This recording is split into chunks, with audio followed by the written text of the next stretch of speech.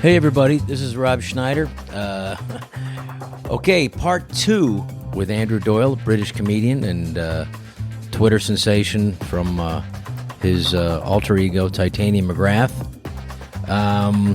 If you haven't heard part 1, go back and listen to part 1. It's on YouTube and you can check it out. It's also on our podcast from last week.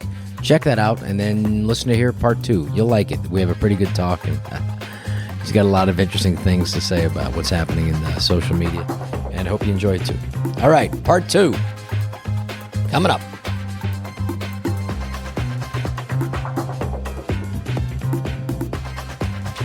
All right, and we're back with Andrew Doyle and with Jamie Lissow. And so jump in then. We've been talking about so much, and I'm been loving this. And this is a very special edition of See What Happens. We're doing 2 episodes with Andrew, and this is that was part 1, and we're on to part 2 now, right? Hell yeah. Okay, part 2. So how do we? Let's continue this with So do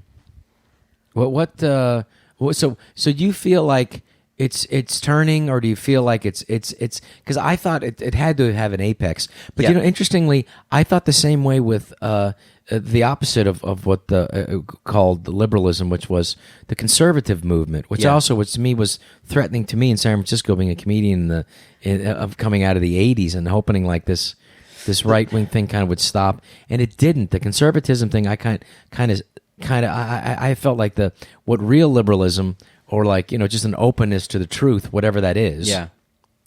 That is what my definition of liberalism in action, and so is an openness to the truth. Yeah. And finding it, and then acceptance, and then so what happened? I think what happened was it was like in any form of totalitarian system, when the middle, when the people in the middle, when the common sense people who speak and like who don't have a grudge. Whatever, when they get wiped out and attacked and leave the field of play, whether it's in any extended conflict, like a military conflict, like in Vietnam, where you have the French were in there for a decade, and then you have the Americans were in there for 15 years. Yeah. You had to leave. The middle had to leave. The moderates had to leave, and only the extremists on both sides survived. Same thing in Iran after you had the Shah of Iran from 1953 to 1979. All the moderates and intellectuals that could escape and get to Canada, the United States did, and then the ones that stayed behind got wiped out in the purge. Yep. It's the same. So what happens, what I was thinking, is that what's happened with intellectual thought? And did the moderates all get wiped out, and just the extremists on both sides survive? It's a good analogy, because it is the culture war that we're dealing with now. And what happens is the extremists on either side say they both have that same position, which is either you're with us or you're against us. Yes. And so the moderates keep quiet. And so do the majority of people. This is why I don't think... I would never anticipate when this stuff is going to end. So it's an actual war, a cultural war. It's an actual war. And there are people who are casualties to it. So it is a war. People have always said that the culture war is like a sideshow to the business of government. Now it's not the case, because now the culture war, now identity politics, social justice, all of this stuff wins and loses elections for people. It's at the heart of everything, right? So it's if you step out of line, you lose, right? So it's important that this stuff. It's important that we address this stuff. But I think what's happening is you've got a groundswell. There's always a tipping point, isn't there? There's always a point where. Yeah. But I don't know when that's going to be. I have a fear it's going to get a lot worse before it gets better. But my feeling is that the majority of people. The worst thing you can do to a population is to tell them to say things that they know not to be true. And people build up this incredible resentment when they're forced to say things they don't believe. Now, I'll give you an example in the UK. That's very interesting, because that's but again, totalitarian. Right, it is. And the problem is that unless you... It's very Goebbels, Joseph Goebbels. Well, if you don't stand up against it, the problem is that then that becomes, in legislation, it becomes difficult to unpick later on. So you have to do it early on when you see this sort of... And you have to attack you have to attack it before it becomes part of the intelligentsia. So... To give an example to make it clear, so in the UK... Give me a specific case. A specific case. There's a woman called Maya Forstater who, she was a part of a human rights body. She was working, an employee. And she was fired because of some tweets and Facebook posts she'd said, in which she said, I support trans people's rights, I support all their rights, but I do not believe that it is possible to change sex. She do not believe that chromosomologically, or whatever the word is, that it's not possible that biology... is immutable, and that we are a binary species, right? Now, that's her belief, which is, by the way, if you don't believe that, you're not going to get your basic biology qualifications, right? So that's a basic truth. She's not saying that people shouldn't be allowed to transition or that we shouldn't support trans rights. She's saying, or that people don't believe that. Fine. Yeah. Or it's just or that someone. It's an opinion. Yeah. Right. Now, what happened was she took the. Well, it's also scientific. Well, there's science as well. There's truth. And she took her employees to court in a tribunal to say, look, I was wrongfully dismissed because of my personal opinion on a personal platform. Yeah. The judge in the UK has just ruled, it was just last month, that opinion is not acceptable in a free society. Oh, my God. Right. Now, the implications for that are pretty severe. I think I almost died on that. I think it's so what is that now? So that's now... Your opinion on a private platform is no longer allowed? In other words... You can get fired for that? You can legitimately... There is now a legal precedent for firing someone for saying that there are only two sexes. Right. Now the thing about... I did see this. This just became a big imbroglio over there. It did. And now, the problem with that is the vast majority of people are saying, yeah, but that's what I think. And now I shouldn't say that. So now I'm going to have to nod along when someone says there are infinite number of sexes, and now I'm going to have to do that. And that's what totalitarian people do, because what it does, and then my friend Douglas Murray did this, makes this point very clearly, that authoritarians make you say things that aren't true because it's a form of control. It wears you down. Like there's something about... This is why I think it's really self-destructive to be dishonest, and you should always be honest, because it's not about the implications on other people. It kills yourself from within. Yeah, it really damages you, and it makes you censor yourself and your own thinking. Right. And so when you start to question your own thinking, it becomes this confusing moral morass of like it's a mess that it creates, and that is the most dangerous form of self-censorship and groupthink. Yeah. Is when you censor yourself, and then when you don't open yourself up to debate. Because all of these things, all of these questions, and what's Peter Boghossian and his cohorts, what are their names again? It's Helen Pluckrose and James Lindsay. Helen Pluckrose and James Lindsay, brilliant, and their beautiful attack on this woke. And it's called gender. It's called gender grievances. So grievance studies. Hoax. Grievance studies, yeah, or the so-called squared hoax. So what it was that Helen and James and Peter submitted over a couple of years a series of fake academic articles that they had written, deeply flawed, just nonsense, right? Yeah. But using the jargon of intersectional feminist theory, right? So they using the right terms and words, using the right words, right? Now, I know this because when I studied English... Like white rape culture in dog parks. Yep, they did a rape culture in dog parks where they examined the genitals got accepted in a major feminist magazine, major feminist academic journal. And they'd examined the genitals of thousands of dogs to talk about rape culture in human beings. But also that they translated chapter 12 of Mein Kampf into the language of feminist... Yes, that's beautiful. Feminist theory. That's the best one. And that was published. Right, so, and what that Mein does... Kampf from Hitler, they got it published in a feminist publication. And approved by just taking out the word Jew and putting in white privilege. And just using words like intersectionality or hegemonic or discourse or discursive or phallogocentrism. Just to show how nonsensical this is. And who are these? And how dogmatic. Who are these guys? They're academics. But you see, now the academic community is going out after them. And rightly so, because they've exposed the fraudulence at the heart of the humanities and the heart of the social sciences. Yeah, so there's a big... Basically what's happening, in my opinion, and just, for how little that's worth, is that it's worth a lot, Rob. In the late 60s, there was this push at universities here in California, and I don't know elsewhere because I grew up in California, so I only know about here, but I'm just assuming it was at other universities too, where they would have these studies, and they would have these doctorates and things like going out into the fields and sitting with flowers. Yeah. So he said there was this, and it was just, there's this movement that came from the 60s, which up until the mid-70s, and if you have your degree in psychology or philosophy or some form of... it's worthless in this certain era, because it just doesn't... I mean, not like it's worth too much today, but, at least trying to make money. But the idea of it was nonsensical. Right. And so at this point, I would think at the academic level, and the people who are attacking and are upholding this nonsense of language that is nonsensical. It's because they... this started with the French fad in the 70s, 80s, the Foucauldian. So it's Michel Foucault and Jacques Derrida and Lacan and all these French philosophers who were basically saying there is no... this is massively reductive, but just to sort of kind of simplify, there is no inherent truth beyond the language with which it is expressed. So there's nothing. So everything is constructed by language. So there's no such thing as a homosexual before the word homosexual comes about in 1890 or whatever, which is of course absolute nonsense. Oh, yeah. Tell that to Christopher Marlowe, right? So it's the idea that language and discourse constructs our entire world. And if you believe that, which is another form of faith, if you believe that, it means that you don't really need to believe in truth. Because truth is just what they call it, a logocentrism. It's not real. No, truth gets in the way. You can't have that. Right. And we so need to even remove truth. That's why you get... it gets in the way of our argument. That's why you get statements like Professor Rochelle Gutierrez, who said that mathematics operates as whiteness. She said that... Titania wrote about this in the book. She says about how, well, this is true because the KKK used to burn plus signs to intimidate their victims, right? So... but they believe this, and of course it breaks down at any kind of remote scrutiny.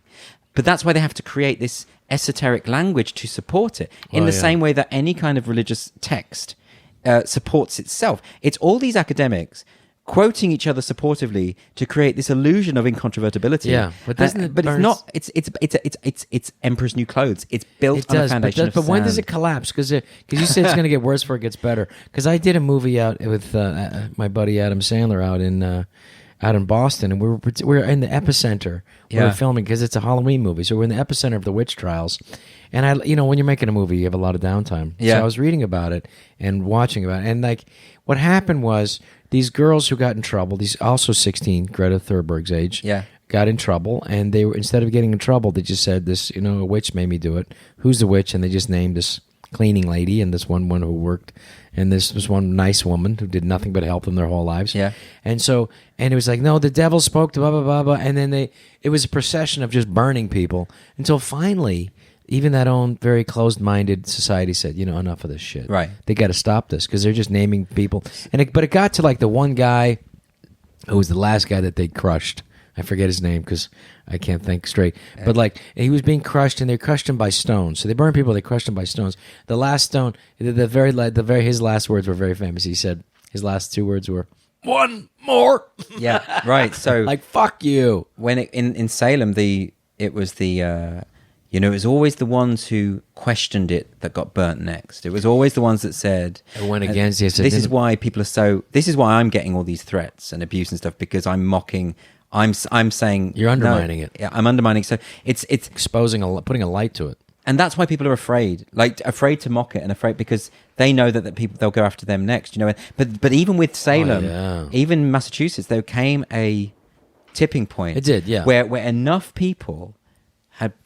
or it was affecting the powerful people. There's a really good moment in the film version of The Crucible. Oh yeah, Arthur Miller. Yeah. Now Arthur Miller wrote the screenplay for that, but there's one scene in that film which is not in the stage play, which is where Abigail, who's the one who's kicked it all off, played by Winona Ryder, goes to the judge and says, "I'm now accusing Reverend Hale's wife," and Reverend Hale is one of the good guys, and he says, "No, you go away and you think about that."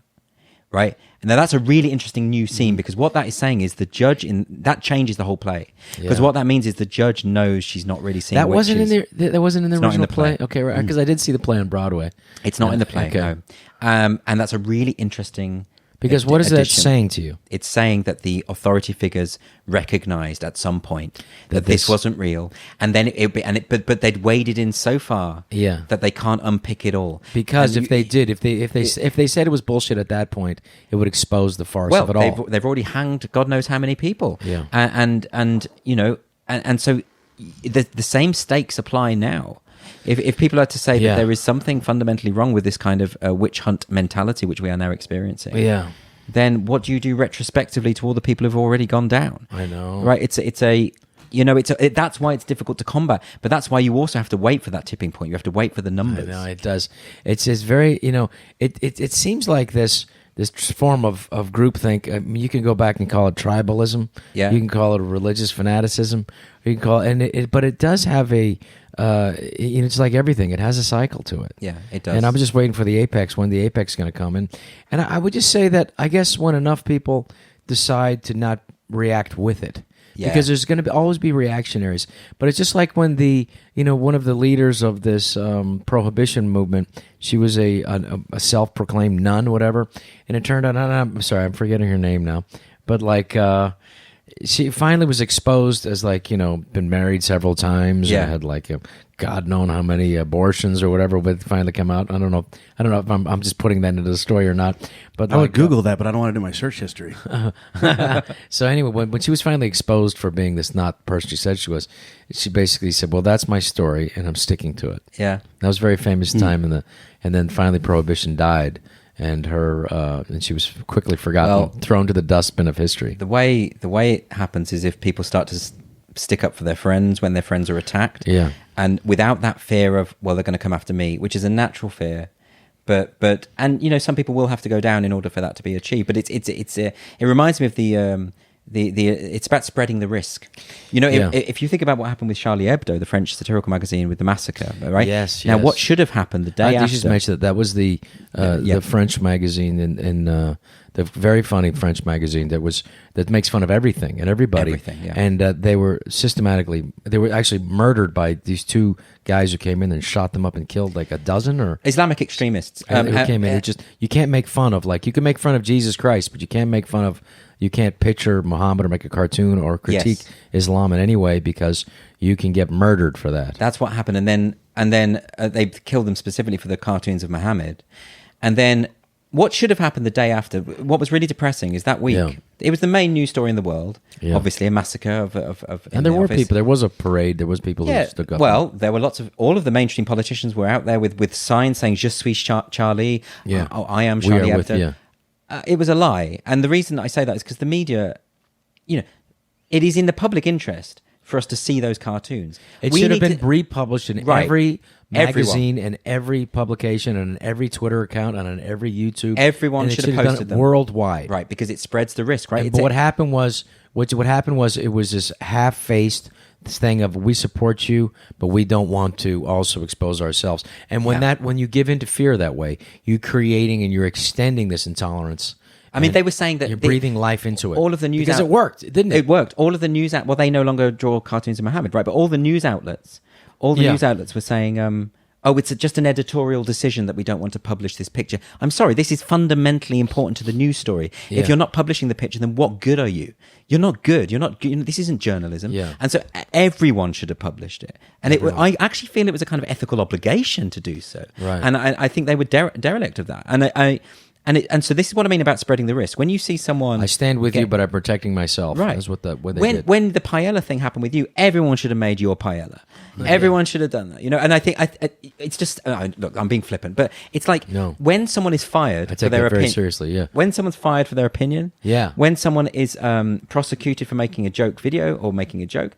everyone else should be making that joke. Everyone else should stand up and do the same thing and say, well, come after me too then. Right. And that's how you fight it. But it's only going to happen if you've got a weight of public behind it. If everyone decides to make that decision. Yeah. Otherwise, it's just another victim. You're just putting yourself out to be another target. That sounds like that's one of, the movie that I want to make with you. Right. Is to make that one and to really, and I'd like to paint that. That should be the ending of our film, is that everyone comes behind us and that turns out to be just a dream because it doesn't happen. Because it wouldn't happen, right? It wouldn't happen, yeah. But I do think it could be like a fake false ending.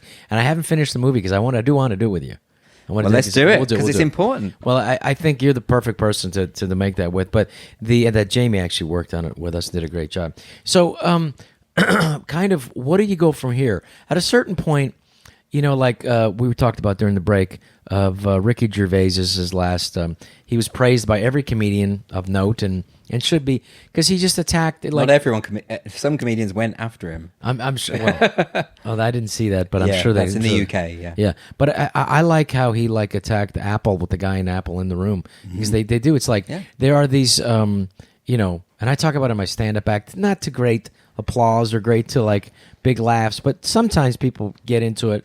But the idea that Apple's made not in America, it's made in China, which I'm all fine for, but the working conditions of the people in China, you need to if you really care about things and you care about then you need to care about everybody. And when I talk about if you talk about borders here in America and don't build the wall or whatever, or build the wall, let's take a look at the conditions of people in other countries.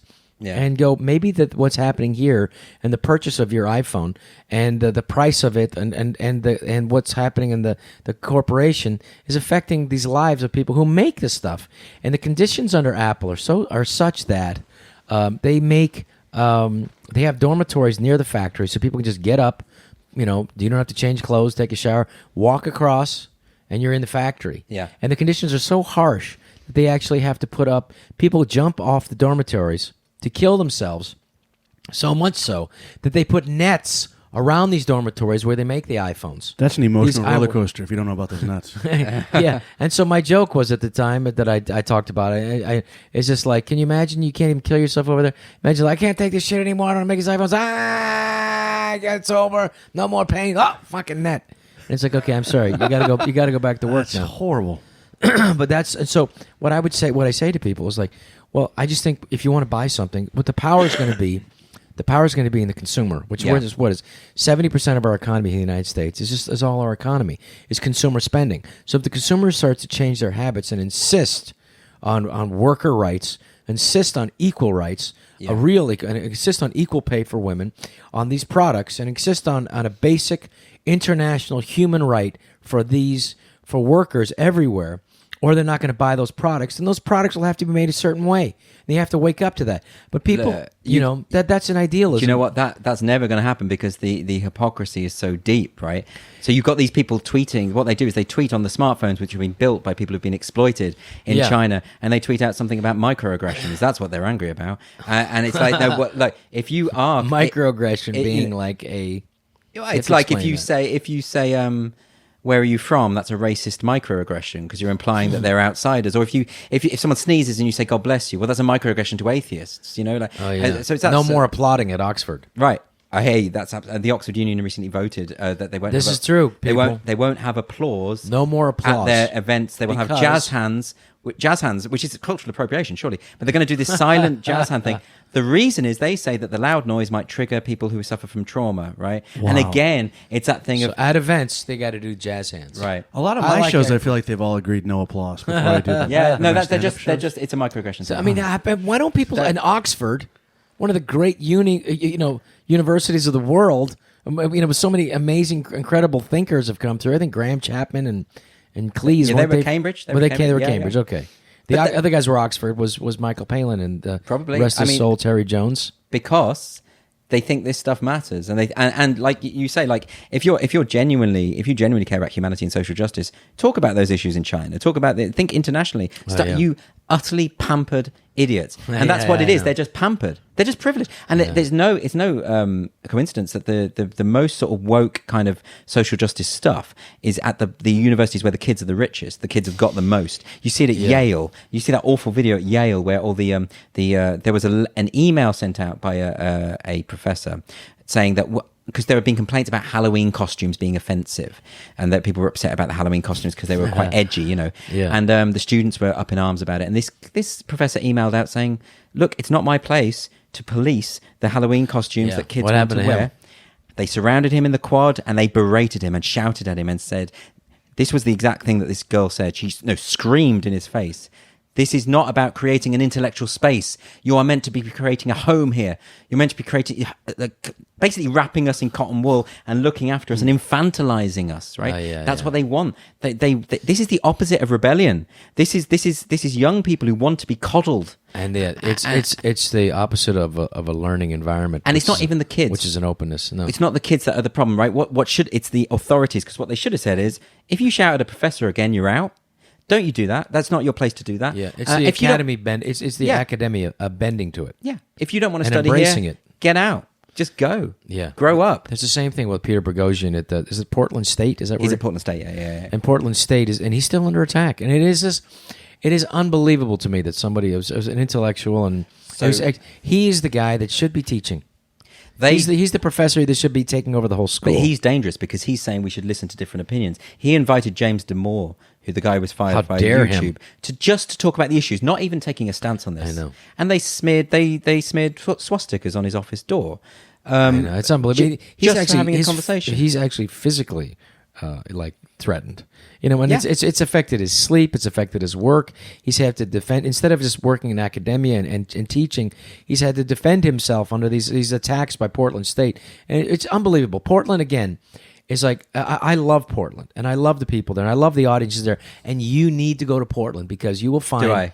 You'll find the best audiences, the most open to this because they need to hear this and they want to hear it. And the idea that like they need to be protected, like the university, like Yale, like the idea that these students need to be coddled, like they cannot be questioned because it's a threat, and they need to be. It's just the exact opposite of what the university should be doing. Exactly. And so it is the statement that we're the state of affairs. But that's what I mean. You've got to stand up to these bullies. Yeah. That's what they are. They know that no one should be daubing a swastika on someone's office simply because he wants an open discussion. Like, because that's what Hitler was all about, right? He just wanted to chat about stuff. No, he was all for free speech. Yeah, that's what he was all for free speech if you agree with him.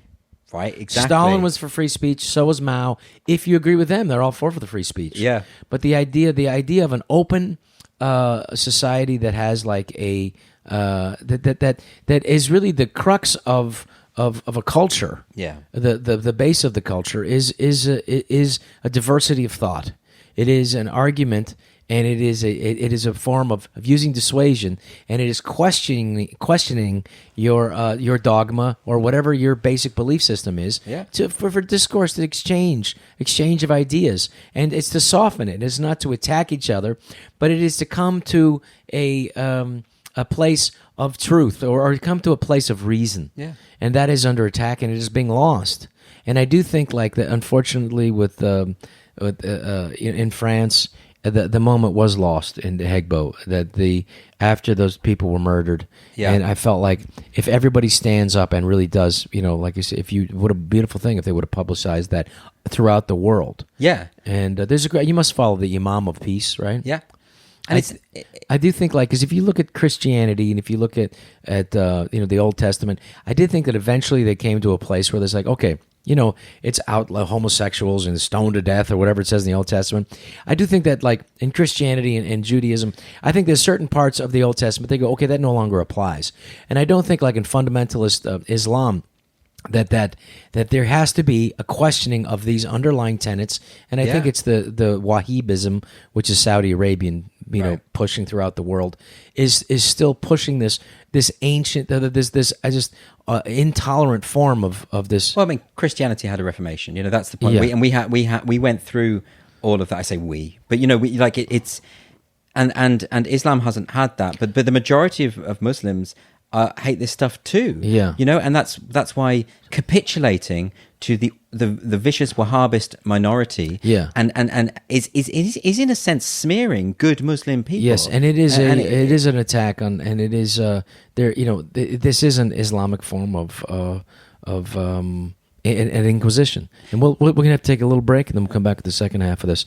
We're talking, of course, to our good friend Andrew Doyle, and his book is Woke, A Guide to Social Justice. Titania McGrath, you got to get this, and we'll be right back.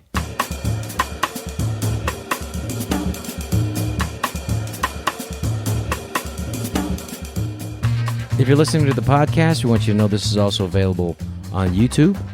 See What Happens podcast, so you can check that out too. Or just listen while you're driving your FedEx truck. We're going to read some of Andrew's tweets right now. His pseudonym is Titania McGrath on Twitter. And this is Titania McGrath. This is his Twitter, not mine. Misogynists always claim that men are better than women at sports. But if that's the case, how come cyclist Rachel McKinnon only started winning gold medals after she transitioned? Okay, you can see where that could be a problem. You can do the next one, Jim, just in case. I don't want to get in trouble for this. I'm going to be totally honest, I don't get the second one. Oh, because it used to be a guy in the middle. That guy transitioned. Oh. And he won the race against two girls. And you can see it's obviously a guy who's got bigger, more bone density, and bigger muscle mass. So of course he's going to win. Yeah. From what I can see, here's another one from Titania McGrath's Twitter feed. From what I can see, there's only one lesbian character in the entire Star Wars trilogy. This kind of homophobia is fucking sickening. Okay. And then there's an accompanying picture. Yeah, I could say that could be a problem. All right. He-Man reeked of toxic masculinity, but at least he was progressive enough to announce his pronouns. He-Man. Okay, Jamie. We should give all newborn babies numbers rather than names until they are ready to determine their own gender identity. Okay, that's a bit complicated. Okay. Say it again. You kind of mumbled it rather than That's actually how I talk. We should. I'm a bit of a mumbler. We should all. This is another tweet from Titania McGrath. We should give all newborn babies numbers rather than names until they are ready to determine their own gender identity. Well, I can see how people get pissed off by that too. Do the next one, Jamie. Okay. In Venezuela, a 2.4 kilogram chicken is currently worth a whopping 14,600,000 bolivars. So much for socialism making people poor. Okay, that's somebody not understanding. I don't even market either. forces. Well, it's because the economy's so shitty down there in the socialist country that that's how much a chicken costs, and they're acting like that's just worth a lot of money. It's very funny. That's what I kind of thought. This is like when I watch Dennis Miller. I go, that's probably funny because that meant that. Right. Okay. And see what happens when we are back. So, why don't you talk about some of the gigs you got coming up? So I've just finished a new book, so as Titania. So and there's been a rash of children's books at the moment. Yeah, there has been. Woke children's books. Oh my God, right? I gotta get one. They're really funny. You got to keep me up to date. So on there's all this. one called Good Night Stories for Rebel Girls, which is a feminist book aimed at like 6-year-olds or something. There's one called C is for Consent. I kind of like that. Oh, there's one called the Little Girl Who Gave Zero Fucks, right? And that's another feminist thing. And so how old are? What are they aiming for? Primary school kid, like 6-year-olds, 7-year-olds, whatever, you know. And so I thought Titania would write a woke children's book to sort of try and indoctrinate the next generation, but she gets it all wrong. You know, she's like she doesn't know how to talk in the language of children because she says, you know, she uses all the jargon because when she was born, she says her first words were "seize the means of production," so she thinks she's like an inherent socialist, but. So the book is called my first little book of intersectional activism, yeah. And so that's going to come out in a couple of months. Beautiful! But I've just finished working on that. Oh, that's beautiful. And then let me animate it. Let me get my I would love to animate that. That would be really fun. I mean, I got a company we can do that. So I'm doing like and then I'm that's. Are you still enjoying that though? Because at a certain point, it's got to be tiring to like. Yeah, look, it's got to get to you. I mean, like honest, I read your book. And I follow your tweets, and at a certain point, it's like you're treading, and it's hilarious, and I enjoy it. But at a certain point, it's got to be exhausting. So yeah, it absolutely is. Doesn't it? And I don't do things for more than a few years anyway. I always. And how far can you? Because I mean, I love it, and it was like to me a zenith of the antithesis of the woke movement. And I credit you for this. And I can't give you a higher compliment than saying that Jim Downey is like the biggest fan of yours, and to tell you that like. You know, there's very few things he ever hops on the phone and just is excited to talk about, and you're one of them. And so if you haven't read this, if you're not familiar with Titania McGrath and follow on Twitter, you really are missing something. Because to me, it was the, if it has hit its zenith, the zenith and the starting the turn was you. I think it has to, if it's going to carry on, it has to develop into something else. So I'm looking into possibility of making it televisual, and I've got some ideas for that. But ultimately, I want to do something else. I will move on to something else I always do. But your stand-up is brilliant.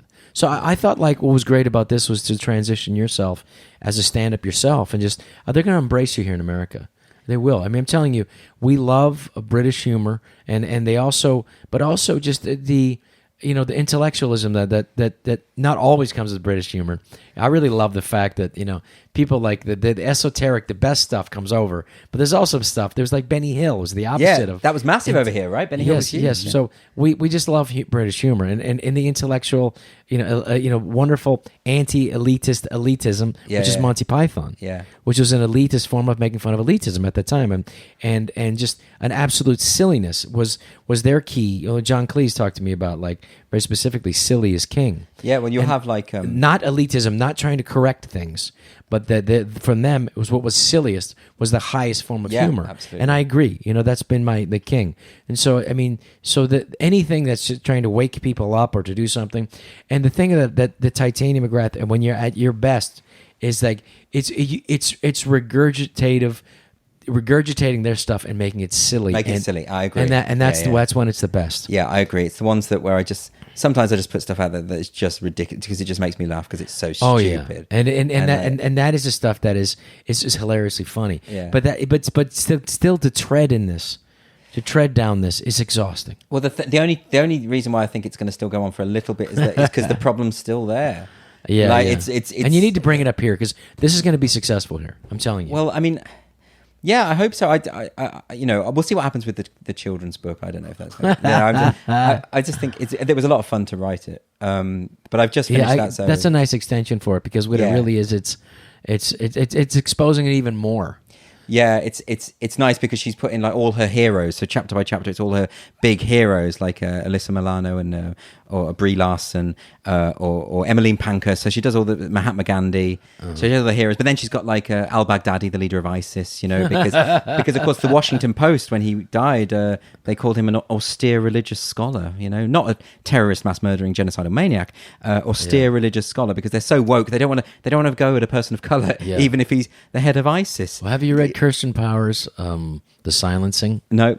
That's one you need to get. All right, okay. That's another one for my list. Because that has it really goes into detail about the on campus, in academia and social, and in society, the silencing of people and what they're doing if they step out of line. Yeah. And my favorite attack is on Ali. It's she's originally from Somalia and she went to the Netherlands. Ayaan Hirsi Ali. Yeah.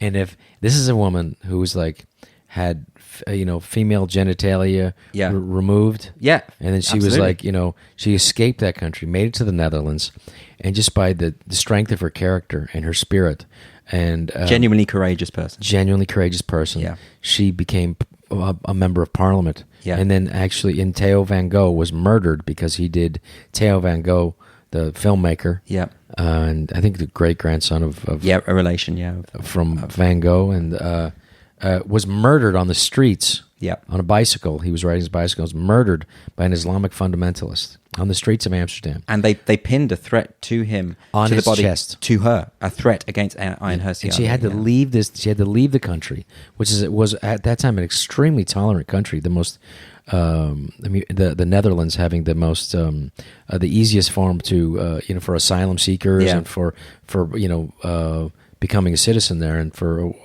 immigrating. They've since changed that because of the Islamic fundamentalists that came in and did not assimilate to the country, and kept their form of intolerance, Islamic-based intolerance. So this is a woman, and she had to leave that country after that, and she came to America. And this is if any woman if any person you could say is a female champion, you would say, a human rights, and yet she gets attacked by liberals and by the left. As because she dares to say to Islam is intolerant towards women. She criticizes the anti-feminist element within all the Abrahamic religions, right? There's an anti-feminist element. So, but she criticizes. She comes from an Islamic background, so how dare her? Right, and then you get an activist like Linda Sarsour who says, she's not even a proper woman. I wish I could take her vagina away. Which, by the way, is pretty aggressively misogynistic language, particularly for someone who has suffered from female genital mutilation. It's unbelievable. And that's an example of someone... Of women attacking other women. Right, and it's a woman who thinks she's one of the good guys, who thinks she's standing up for the little people, and she's aggressively, misogynistically going after someone who's genuinely brave. Ayaan Hirsi Ali is a hero. Yeah, is a humanitarian, is a hero for all peoples of all cultures and of all gender, in both genders. I could say all genders. I'm sorry. Well, fine. And then, but the idea that this woman can be attacked, and like to me, someone who needs to be embraced and needs to be given a Nobel Peace Prize, this is going to show the insanity of it. I mean, the cultural insanity, right? And that's why intolerance. It's important that people stand up against that and point it out for what it is, And it is a form of intolerance that leads to murder. Yeah. And that has actually led to murder. Sure. And we have to, unless we all stand together and say enough of this, it's going to lead to more murders. And small murders and small deaths, including career deaths, including like that what you're going to call cancel culture. This is something that a lot of people don't like, because people I think we're quite privileged insofar as I don't have a boss. I say whatever I want. I write about whatever I want because no one can cancel me. However, When I used to be a teacher, right? If I would have, that's right. if I You're an would- educator. If I would have tweeted out the stuff I tweet now, I would have been gone in a day, you know. And I think what people don't realize is someone like Ricky Gervais can say what he wants because again, no one can touch him, and that's great. However, Right, but if you're the vast majority of people who are in jobs where they've got HR departments that are infected with this stuff, they know that there are certain things they can and cannot say, or they will get fired. And that's the culture we're creating. We're creating a culture where people are nervous about saying what they want to say, or even just make the jokes they want to joke about, for fear of being misinterpreted or branded in a way that they can't come back from. And that's why cancel culture is so. I know it's a metaphor. No one's been cancelled or disappeared or whatever. yeah. But it's pretty horrible to have your livelihood taken away from you. Yes, yeah. And also because these people don't believe in redemption, they don't believe you're allowed to make mistakes. No, Like, it's one strike and you're out. We should all be allowed to make mistakes. I mean, Yeah. who the hell hasn't said something that they regret? You know? Yeah. But it does affect some people in who have a lot of clout. You know, people even like Kevin Hart, some tweets he sent years ago which were perceived to be homophobic. And now he has to step down from the Oscars. He can't host the Oscars and it was anymore. years Yeah. ago. And actually, you know, the idea that people can't change or they can't improve or they can't Can you imagine having such a nihilistic view of humanity? How depressing is your view of humanity if you think it's going back to the predestination? It's like if you're marked with the sin of Cain. That's it. You're done. You can't come back. You've said the wrong thing. Yeah. Well, there is no redemption. And even if you lived in the past, that's what I don't get. You know, like the article that came out today in The Guardian going after Robert Altman's film MASH and saying that it's deeply misogynistic, and it's like it was made 50 years ago, half a century ago. If you're going to go after, if you expect people from the past to live by the standards of today, you are deluded. And by the way, if you'd have been raised at the same time as these people, you would be thinking the same. John Wayne, an old interview that he did for Playboy, resurfaces. 1972, It's like, well, that man was born at the end of the 1800s. Yeah, they just. I'd be surprised if he didn't have those attitudes. Yeah. Well, you know, it's funny, but, you know, these bloggers. Yeah. I remember Louis C.K. telling me, you got to stop. These are bloggers. They don't have the eyeballs that you think they have. Just it doesn't have the impact. But the idea that once it gets published, you know, it can't. They're just looking for stuff. They're looking for stuff to sell. They're looking for it. And so if they can't go after live people, they go after dead people. Sure. If there's not enough, it's a supply and demand. It's like an issue. algorithm. They're If there's- trying to find something. If there's not enough homophobia around today, well, let's go back to Charles Dickens or whatever and see if we can get him for. It was the Italian absurdist, not Ionesco, the other guy. He won the Fellini Nobel Prize. He won the Nobel Prize in Literature in 1997. Francesca was his wife. They used to travel around. He used to make fun of starts with a D. What the fuck is his name? What country he's from? Italy. Francesca was his wife. God, I'm sorry, I'm brain dead. I'm just like, I got kids. I'm not sleeping enough. Francesca. Come on, starts with a D. It's not Dante. It's what is it, Jamie? Look it up. My phone's powered off. Italian absurdist. I'm actually Googling how to Why don't you pretend tell you know the- what someone's Well, talking anyways, Tell the story and then we can retrospectively I'll put it the back. name Yeah, back I'm sorry, I put it in, but it's like I'm so dead, brain tired. I'm not even smart enough to Google that. No, it Like I was just trying to figure out what keywords to put in to even find that name. Can I Nobel Google Prize in Literature, Italian 1997. Nobel Italian, Prize. Yeah, it's not Moresco. It's not UNESCO. Moresco. He wrote the Two, which is very a guy's director having a conversation with his penis. Very funny book. This is like Jeopardy where you get the answer first, right? No, I'm sorry. I'm so brain dead. I got these little kids, and I'm up every 2 hours, and like, but and my wife does way more than me because I know she's going to listen to this. But have people gone after Dante? Not Dante. It's like starts with a D. It's like They haven't cancelled Dante, have they? 1997 Nobel Prize Literature. A Nobel Prize in Literature, Italian absurdist or Italian. They'll just say author, playwright. Anyway, so he was.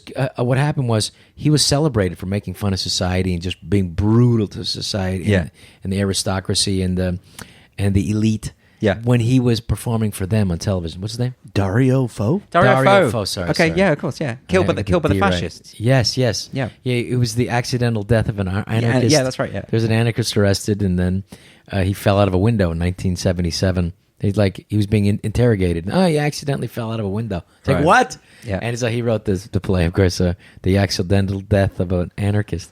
And he was celebrated in Italian society when he was making fun of them to them.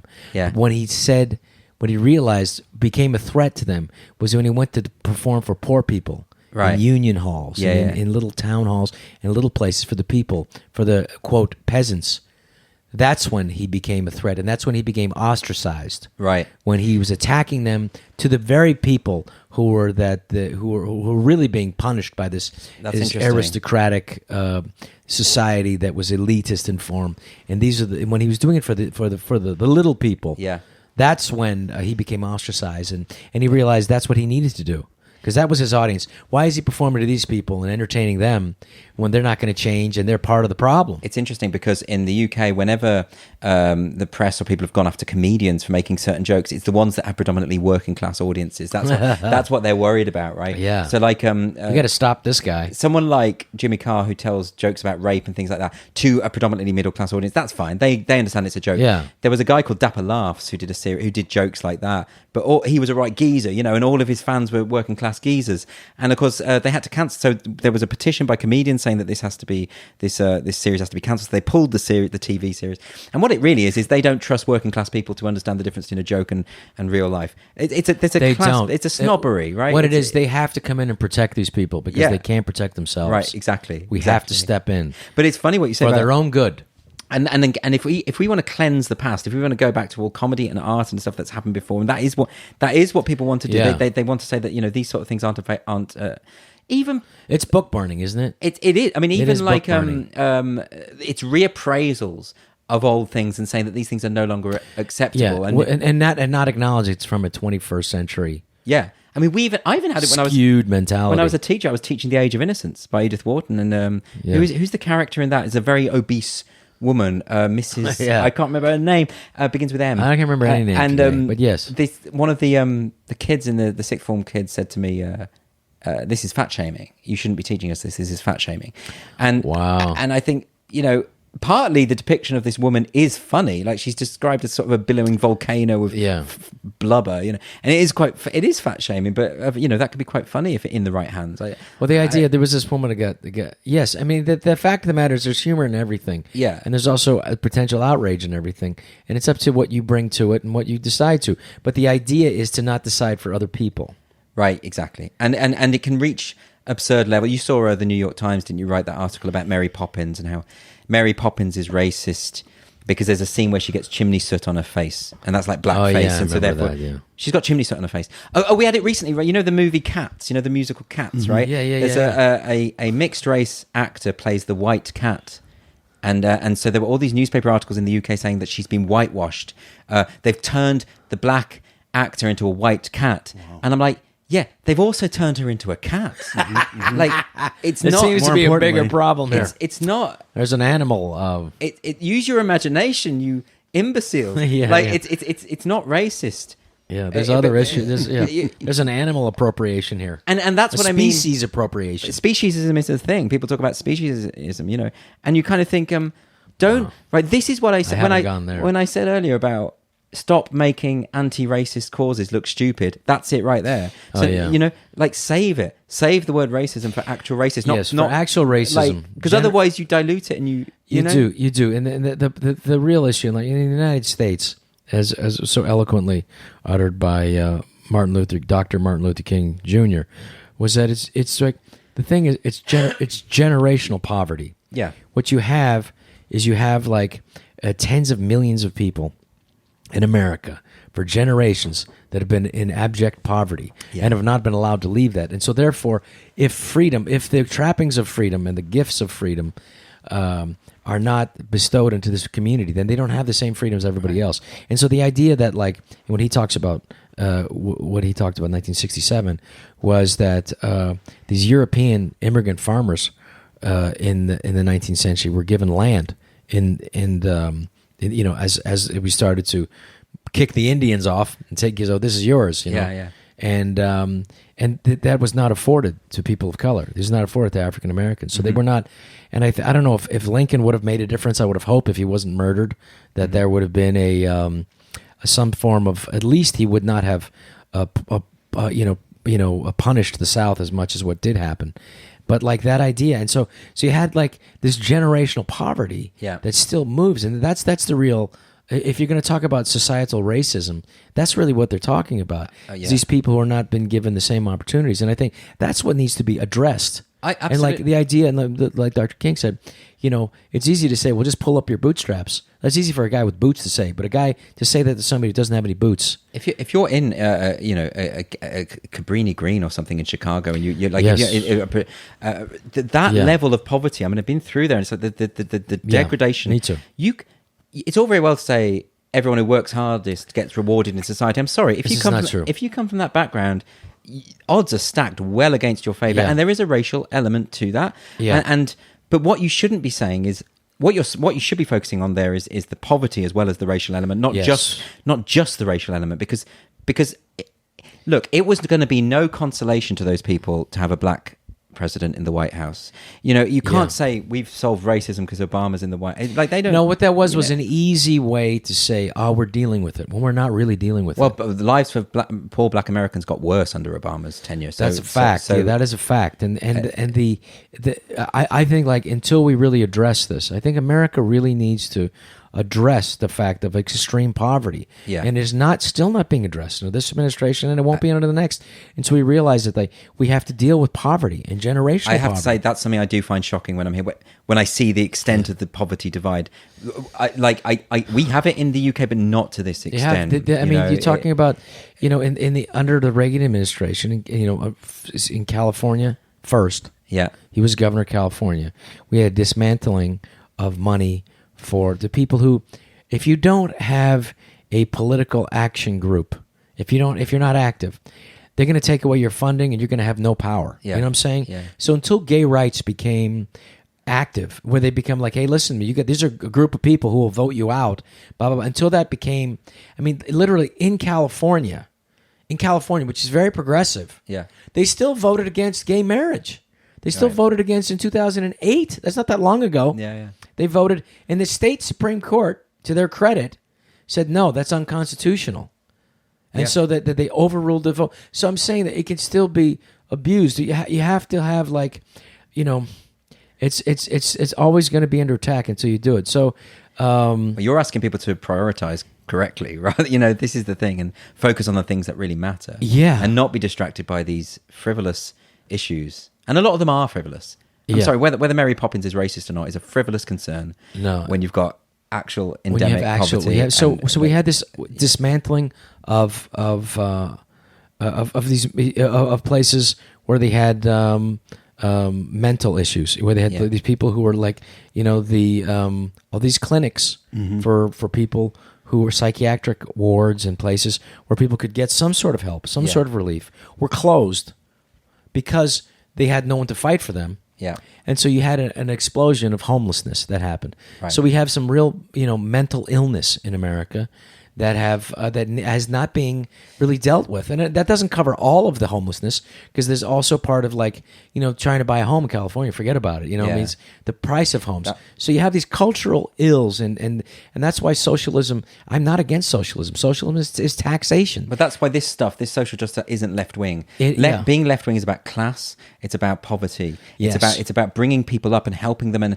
And like, that's why I'm a liberal. That's what I'm for. I noticed that mental health issue in Chicago when I was in Chicago, because we have homelessness in London, and I was shocked by the number of homeless people I saw who clearly had mental issues, who were clearly disturbed, need to be helped, need to be looked after, and they shouldn't be on the street. In the richest country in the history of the world, it's a disgrace. Needs to take care of that. And it's like we can find $750 billion for our defense, and everybody, you can't take money from defense. Yes, we can. Because if it's affecting our cities, and it's like we need to, like Cabrini Green. I'm glad you brought that up, because in Chicago, there will be, as much as you talk about like a murder, and people will go, and rightfully so, be disgusted by a murder of 50 people in Vegas at a concert, which is a horrible, a crime of it's hard to imagine.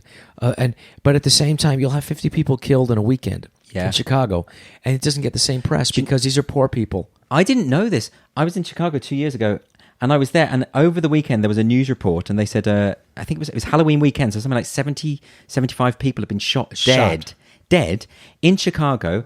And I'm like, I'm in Chicago. Oh my goodness, there's there's a murder wave going on while I'm here. This is horrible. And I phoned my partner back home because I thought they must be worried about, people must be worried at home. Yeah, because there was no publicity. No one had reported this. And why? Yeah. Because it happens every weekend.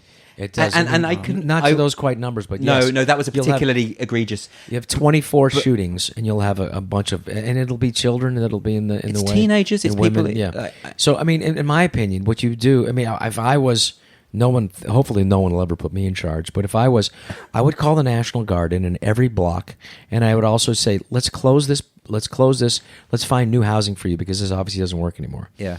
And block by block, and take it over and knock it down. And they have done that to a large degree in Chicago. Just the idea of segregating people and poor people and putting them, I don't care what race they are, you put poor people in an area, it's just a magnet for some sort of survivalism, and survivalism will be drugs. And also a way to deal with this extreme poverty is to deaden the pain of it by taking drugs. So you have like a oppressed, suppressed minority of people who don't have access to get the hell out of there, and don't have the same freedoms as everybody else, and they are being under pressure, and being shot, and being oppressed, and being under circumstances that is undescribable. Right, and this is the problem. This is the problem. We can have a go at the left for being dogmatic about their. But the same goes for the right as well. There are good ideas on both sides of this debate, and there are nuances, and there are ways to negotiate and take. There's not freedom anymore. But it would also, I would be attacked by having a police state there. But I would say to you that most of the people, in my opinion, if I was living there, I would want to have guards on every block or something. But that would be, again, that's an encroachment in freedom. So what you have to do is like freedom, and like we talked about before in the last episode, was eternal vigilance. You have to be aware of it. And it's going to be like, and it's going to be under attack, and we have to defend it at the same time. And these institutions of freedom have to make sure that we defend. Well, at least let's have the discussion about what the solutions will be, and what the best, and not just tribalistically say, but that's not a conservative perspective. And let's say the ACLU would attack me on an encroachment of freedoms, right? But by having like armed guards on every block. And, there's a point there as well, right? Yes, there are. You don't want a police state. But at the same time, if you don't have freedom, you don't want kids getting shot either. You don't want a group of people who are saying they're not important. Yeah. And if they die, we're just going to keep letting them die. Yeah. I mean, at that point, it's a fundamental breakdown in society. Yeah. When we have that, and I think it's a discussion that has to be talked about. And like the former mayor, who's the Emmanuel, who did nothing. And who was a Democrat, and also was like, chief of staff under Obama, did nothing to alleviate that. Literally. Well, I mean, the Democrats aren't socialist. No, they're not. This is what you've got, like more of you've got like a paper thin wedge between Democrat and Republican, really. I mean, you do, I mean, Hillary Clinton was, a hawk. Who was very much in the pocket of corporations. No, let's not get. But so we're gonna settle things up. We're gonna come right back with our last segment with the great Andrew Doyle. His book again is Woke: A Guide to Social Justice with Titania McGrath, and there it is right there, and it's available. And the children's book. My first little book of intersectional activism, which isn't out yet. It's just been finished. You got to come back for that one. Yeah. Okay, we're going to take a short break, and we'll give some dates and some places we're going to be playing, and some other, and we'll wrap things up in a minute. This has been See What Happens. We'll be right back.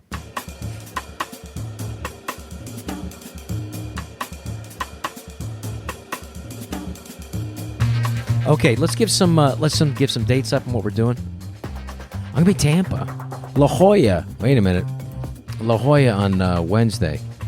I'm going to be there February 5th. February 5th, yeah, at the Comedy Store, the Comedy Store La Jolla. Feb 5, I think I'll be there with you. You'll be there with that, yeah. Okay. That'll be fun. And then you have the Improv in Tampa, February 7th. That's going to be a fun show. 8th and 9th. Yeah. Lots of shows. Yeah. And then you got February 13th in Perrysburg, Ohio, the Funny Bone Comedy Club. Right. 13, 14, 15. Right. I'm doing like as many repetitive dates as I can, many like repetitive like shows to get myself in order for the big comedy show. Oh, hell yeah. I'm taping a comedy special February 29th in Salt Lake City, which is a great market, an unbelievable audience, and I'm going to get you out there. You're going to have to perform out there. I'd love to come and see that. And then... you want a couple more? Where is that one going to be, though? Where's the theater, the State Theater, the 29th? The 29th? Look it up on robschneider.com. the comedies. We're going to put that on there, Christian. So we have that for the comedy special because we're going to add shows. We're going to shoot we're going to shoot 2 shows, maybe 3. It's at the Rose Wagner Performing Arts Center in Salt Lake City, Utah. Rose Wagner Performing Arts Center, Salt Lake, Utah, and that's February 29th. And maybe if we might also shoot March 1st. It'll be the filming of my comedy special, Fly Me to the Moon. That's what it's called. For more info, ticket information, go to robschneider.com. Thank you. So I would love to have you read for us, and thank you for doing this today. No, I really appreciate it. This has been fun. And I'm not often in LA, so this is lovely. This is a nice way to spend my time. It's great. It's been great to become friends with you, and I loved our conversation. We had such a nice conversation about the state of comedy. We didn't even get a chance to get We into didn't that. really cover that, but you can only cover so much. I know, but I wanted to just cover this kind of the issue and talk about you and talk about the. So before we go though, I want to just get your transformation from teacher to stand-up comedian to author to like and to how. Did you want me to read a? I want you first. Let's read it. Well, I'll tell you what. I'll just read a brief paragraph to give you an idea of the tone, because she's this is Titania McGrath. Titania, she doesn't sound like me. You have to imagine like this sort of posh young woman, very blonde, bi-spectacled woman. So she says, earlier this year, I decided to spend a month identifying as BAME, Black, Asian, Minority, Ethnic, and there's no denying that I experienced some terrible prejudice. You wouldn't believe the looks of disapproval that people gave me when I told them that I was an ethnic minority. In fact, the day after I transitioned to black, my personal trainer phoned me up to cancel one of our appointments. This never happened when I was white. I refused to accept this as mere coincidence.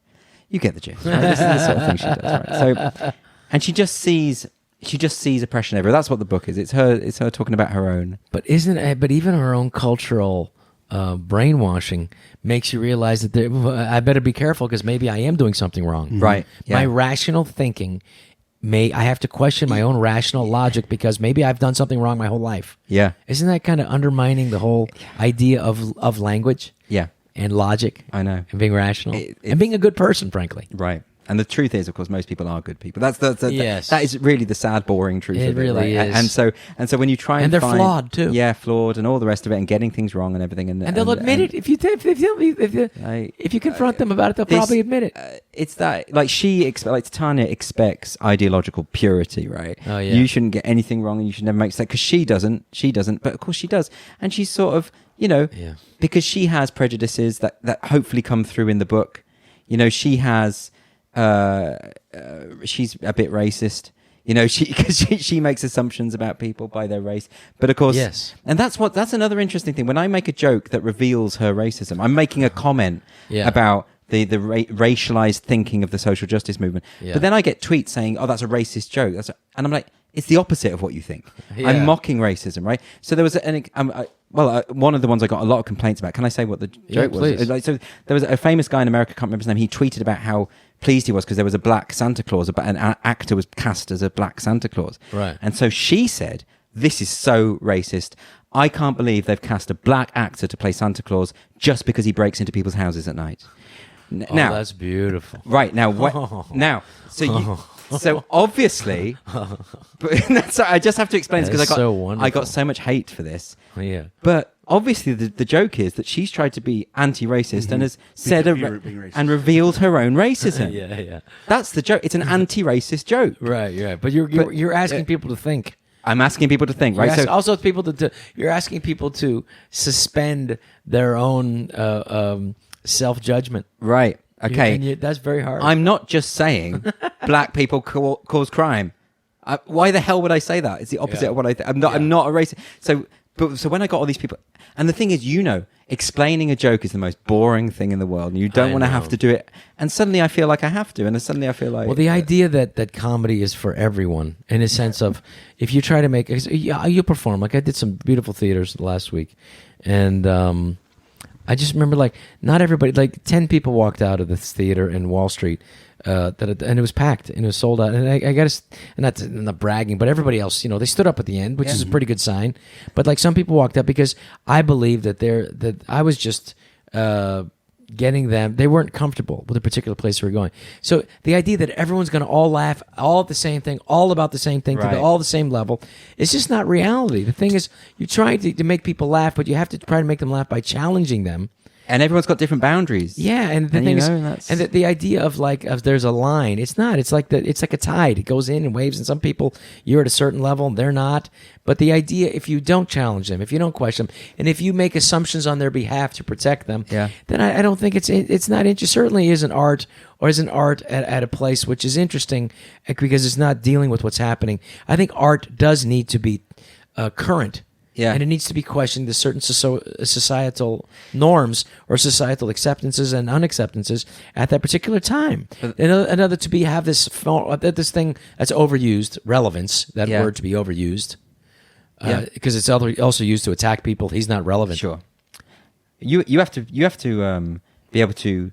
You have to believe that your audience trusts you, and you have to be able to make mistakes. What if you do make a misjudgment on a joke? Yes, that's why we can't. That's why I started buying these things from China, from some slave shop in China that I was okay with. Yeah, because I needed to make it cheaply, like gloves. During the height of this awokeness and stuff, where you were in jeopardy, I made people angrily put away their cell phones in these bags. Yeah, and if you go see Chris Rock and Dave Chappelle, they make them do the same thing because they're working shit out. Yeah, they don't have it down yet, and they don't want to be judged yet by it. Like Louis C.K., you have to turn your phones off. Blah, blah, blah. Well, there was a leaked set of Louis C.K. when and that was a work in progress set. That was really funny. Incidentally, that was really funny. And literally, I promise you, the British press. I don't know how it was received here, but the British press was saying things like, Louis C.K. laughs at victims of school shooting. Mm-hmm. I'm like, how literal-minded do you have to be to think that he thinks that's funny? That makes you realize nothing's changed since 1966 and Lenny Bruce, and 65 when he was going. Lenny Bruce, the great comedian who was helped usher in the possibility of Richard Pryor, who's ushered in the possibility of Dave Chappelle, the possibility of a Chris Rock and Bill Burr, of people who can say anything you want and it's no longer censored. Yeah. But he was attacked, and the famous thing in Chicago was when he was arrested for for his what did they call it? Specifically his obscenity. His obscenity. He had a policeman reading his act. With he has no performance skills whatsoever. Yeah. It's going to kill it. And it wasn't it's going to kill the joke. He's just reading off what he said verbatim with no performance at all, without an audience, without drinking audience at night, smoking and drinking, as is fun to do, and a nightclub where you're hiding, laughing comfortably, and it's all of a sudden it's just 12 white men in a jury who are judging this. You're suggesting that context is important to comedy, and so so in that very same way, judging things today, it's just. It is unfair. And I had a question for you, Rob. And so Louis C.K., and the British press writing down the stuff is in the same way. And it's like, I do think that, to me, that it's, you have to defend these comedians and their right to work. And even the girls who were at the, for his indiscretion, whatever you want to call it, and his masturbatory issue that he had, to the girls, they don't want to stop him from working. Dana and Julia, friends of mine, they don't want to stop him from working. What they wanted was some people in the UK do. I mean, he was meant to be doing a show in Leeds, and comedians actually protested against the people, and he got pulled. So there we go. Sorry, you were going to ask something, John? Oh, Rob, I was going to ask, as Rob Schneider, who is a person who you're a draw. I had to cancel a gig in Portland, which I didn't talk about publicly. Right. But because the theater owner in Portland said, I can't.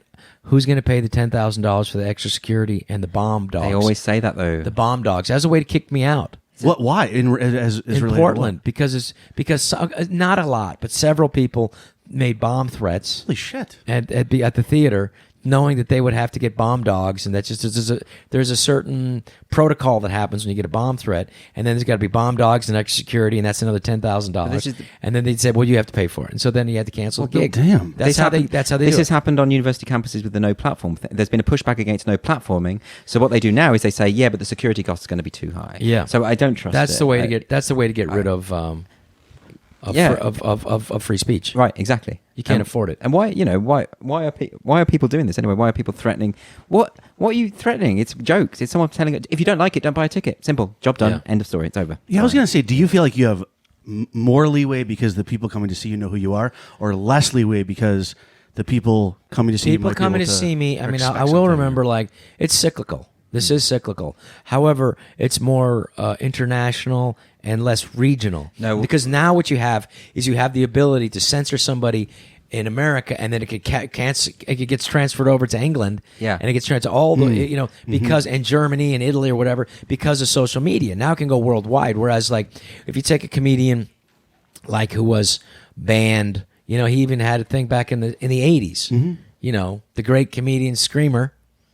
The Sam Kinison? Sam Kinison. Yeah. Sam Kinison was a guy, and this is going to my own cowardice, and I'll tell you this, because in 1985, this guy was like, the sensation and hilariously funny and totally like, and censored in some ways because he was fired by places. Yeah. And like he was going to fly in from New York, and he was like partying at the time and was so pissed and that on the flight over, on an unscheduled stop in Denver to drop this asshole off. Yeah. This is Sam Kinison, right?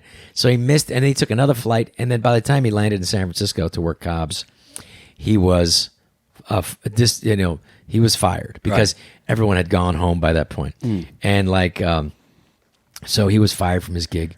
And then I see him later on that evening with like a bottle of Jack Daniels, and with two women coming out of his limo, pissed, and just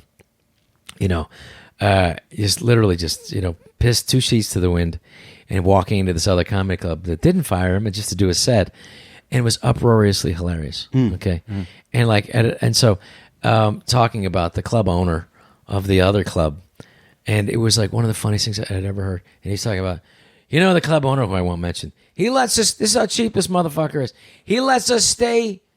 He puts us up at his house. He won't even pay. He won't even pay for a hotel. And we don't mind. You know why? Because we're fucking his wife. We're fucking her. And I'm telling you, the screams of laughter from the comedians are mostly that night. It was like, thank God, thank you. Thank you so much. But I do remember, this is my own cowardice, I'm saying, like, I do remember going out because my girlfriend, around that time, at a previous engagement, I saw Sam Kinison at that same place, Cobb's, which is basically like a little bar, would charge money. That's a place that Jerry Seinfeld would play and every comedians, because it was like wasn't big, like these corporate comedy clubs at the time, and they weren't playing really theaters. They're playing these places, and they blew up into theaters. That's how popular they became. But they would work cities and play these clubs to these hip group of people, and that was the scene. And I went to go see him with this dancer who I was, crazy about, this gorgeous dancer. I'd like to hear more about her later. And I remember like, she was so appalled by Sam Kinison, and I was dying laughing and trying to hold it back. She said, "We are not going to stand for this." And I remember some people who went to go see him, just like who saw Lenny Bruce in Chicago at Mr. Kelly's back in Chicago in the 60s. They deliberately paid to walk out in front when he would be obscene. And the same people here in San Francisco at that time. But it makes it funnier. It does. And he didn't stop, and everybody else, but it was by far the minority. Yeah. But I couldn't make it to the end of the performance, even though I tried, because the girlfriend who I was so pussy whipped at the time was leaving, and I have to admit my own cowardice. I left That's with not her. Coward. You had other considerations. I did. Your penis led you out of that room. But it was one of the funniest sets I'd ever seen. But it's even funnier if she's standing there next to you going, "This is outrageous." Yes. That makes it really funny. It's like being in church as a little kid. Yeah, of course. And the girl who can't, the old lady who wants to sing, who can't sing, and you're just laughing uproariously at her hymn. Do you think a relationship can work if there's that dynamic that one person laughs, one person doesn't? No, never. Gotta be. No, probably not.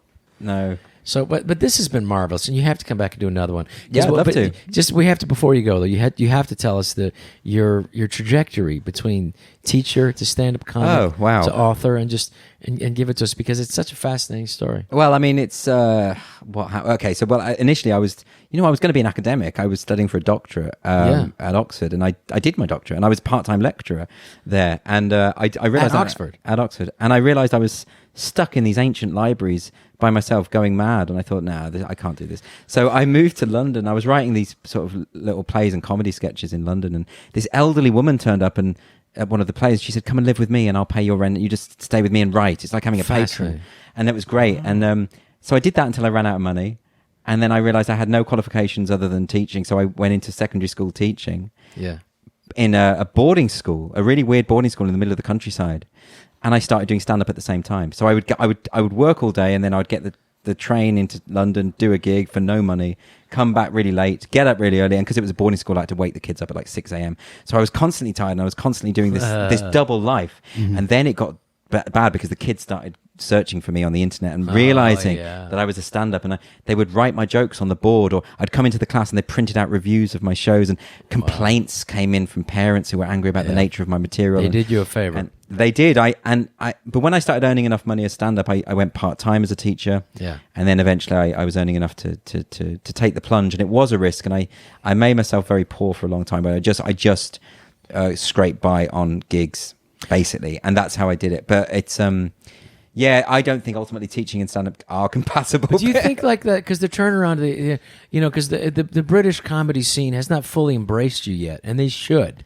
Well, the problem is that I've made a lot by doing this character. Yes, you've not given them room for the liberal intelligentsia to embrace you. So even though you are a classical liberal, you are a classically open-minded. You're an openly gay comedian, and if anybody should be embraced, like Hayyan or Issy Ali, why shouldn't they embrace you? Because it's the wrong opinions that I have, and that they're so liberal that they need to stamp out the wrong opinions. Yeah.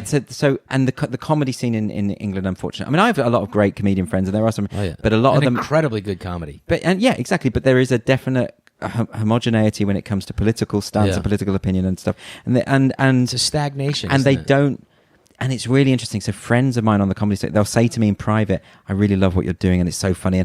But I can't share it. I can't tell anyone I like it. And I can't. I get these messages all the time, like, "That was one of your best tweets." I'm not going to retweet it, but it was one of your best. And you just think, okay, I get it. Like there's more of us out there who want to make these jokes, but it's look, there's a cost to your career. There's a potential cost. There's a very famous comedian who I won't mention, and I'm a big fan. Just tell us his website. But he's like, I don't want to talk about that on the TV. I was doing a TV show, so I don't want to talk about that. And I was like, you pussy. Okay, but then I said, but he's smarter than me. Because he's got a bigger fan base, he's got his career thing. He knows what he wants to do, and maybe I'm wrong, but I just think comedians, the best ones, were always contrarians. But George Carlin. They were, but what you've got to remember is most comedians are struggling financially, right? And they need these gigs, and also they want success, and they want to end up on the TV shows and everything. And so I'll give you an example. There's a concrete example, right? So I make money where I can, and I get by. I don't make much. I get by. And so one of the things I used to do to make money a couple of years ago is I was running stand-up courses at a theatre in London, and then when I started doing Titania, I was told I had to stop, and they basically got rid of me. And the reason is they said one of the people in that room said that they'd read a tweet by Titania that made them feel unsafe with you in the room. And so therefore you can't do this job anymore, right? Wow. So no, that's an example of, that's me joking about something in my private capacity and losing a job as a result. And so most people know that that's the case.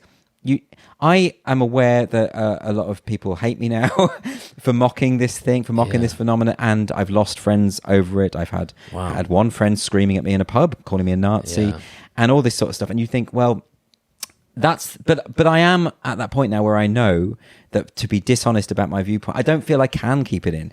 I want to mock the things I want to mock. I want to be that contrarian in comedy because I think it's funnier. And it's also more of a place, a daring place, because it's where people aren't going, is where you need to go. Right. That's why I won't be doing it for long, because I tell you what, more and more people are doing it, and I'm going to lose interest. Yeah. But it's that thing of, I also want to have a go at the Puritans, at the people at the prissy people. It's more interesting. It's so funny, these people saying, I'm so clutching their pearls and saying, I'm so offended by that, whatever you've just done, that film or that book, I'm so offended. That's really funny. Right? And I want to mock those people. That's what mocking the people. You do it greatly. You do it wonderful. We should all be doing. And it's, your stand up is brilliant. And I think I really think this is a platform to you to do your own thing. And I look forward to, hopefully I'd love to be involved in a comedy special with you one day, because I think that's going to break through, so people could see how brilliant that you are. This Oxford teacher, I think professor, and you would. And that the ideas that you have and the joke construction that you have is coming from a place not of attack, but of a place of trying to bring people together through exposing lunacy. But it's interpreted as being bullying, an attack, yeah. And it's It's being framed as that. Because what it is, because it's not really an attack. They're reframing it as an attack. What you were doing is you're exposing and shining a light on something. Right. That is truly what the real is.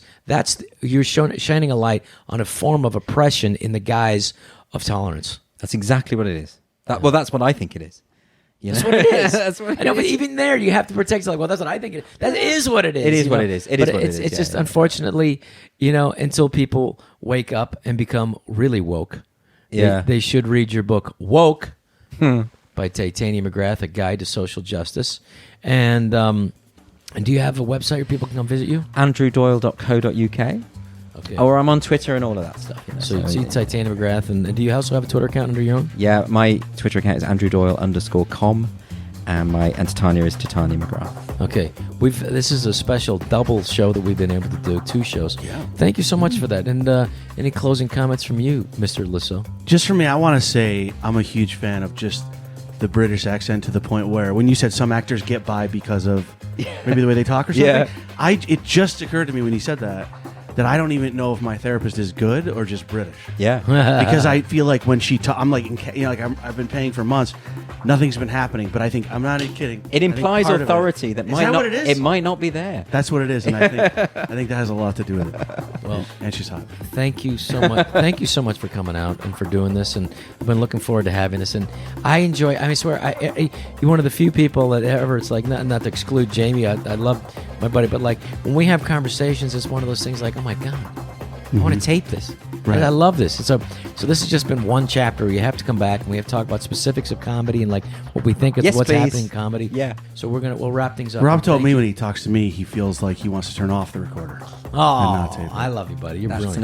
It's an affectionate thing. So we'll do this. So thank you for listening to See What Happens, this double episode with our good friend Andrew Doyle and with Jamie Lissow, and we'll do it again. And then when each time you do it, you will see what happens.